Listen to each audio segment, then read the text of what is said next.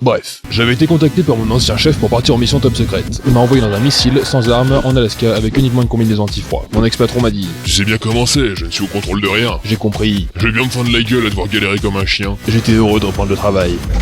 Quand je suis arrivé, il y avait ce soldat qui faisait une ronde. Je l'ai regardé, il m'a pas vu. Je l'ai regardé, il m'a pas vu. Je l'ai étranglé, je lui ai brisé la nuque. J'ai essayé de comprendre comment il avait pu ne pas me voir. J'ai pris l'ascenseur. Quand je suis arrivé en haut, j'ai reçu un coup de fil de cette asiatique. Ravi de vous connaître, Snake. Pendant qu'elle parlait, je regardais ses petits yeux en amande et j'essayais de me concentrer sur ce qu'elle disait. Snake, les conditions météo n'affecteront pas votre radar. Mais une fois découvert par l'ennemi, vous ne pourrez plus vous en sortir. Qu'y a-t-il?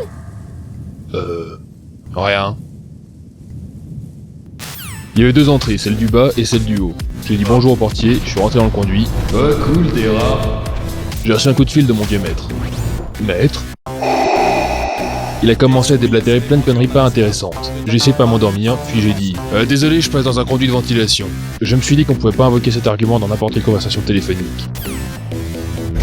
J'avais pour mission de récupérer 2 otages. Je suis arrivé là où le premier était détenu. Je suis monté dans un conduit de ventilation, il y avait des rats, un bureau vide, un mec aux chiottes. J'ai pris un coup de froid. Et puis j'ai vu cette fille. Je suis resté là mater tellement longtemps que j'en avais oublié pourquoi j'étais monté dans ce conduit. Je suis ressorti, je me suis rappelé pourquoi j'y étais rentré, j'y suis retourné, j'ai revu cette fille.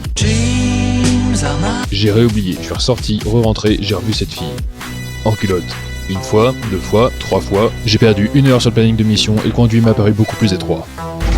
Je me suis remis dans ma mission. J'ai parlé à cet otage. Il m'a expliqué que dans cette base, il bossait sur un projet top secret nommé Metal Gear. Je lui ai expliqué que je connaissais déjà le principe. Il m'a dit: Vraiment, j'ai répondu: vraiment, vraiment, vraiment, vraiment. vraiment. Il est mort d'une crise cardiaque. La nana de la cellule d'à côté s'est libérée et s'est échappée. Quand je suis sorti de la cellule, j'ai découvert le garde à poil dans une position suggestive.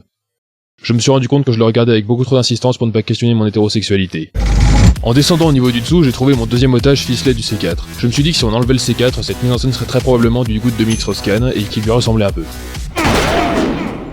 Ensuite, ce type m'a attaqué. C'était un tireur d'élite, mais il avait la mentalité d'un enfant de 4 ans. J'ai passé 4 heures à lui courir après.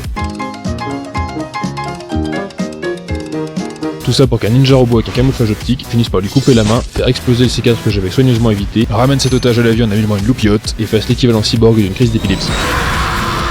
Je me suis demandé ce que ce médecin avait foutu dans la seringue qu'elle m'avait injectée au début de mission. J'ai échangé quelques mots avec cet otage. Il était pas foutu de retenir mon nom. Snake. Snake. Snake. Il est mort d'une crise cardiaque. Ça faisait 5 heures que j'étais arrivé, j'avais perdu 2 otages, 1 heure à mater cette fille, et le froid avait donné à mon pénis la taille d'un radis ukrainien. Bref, ça allait être une longue journée.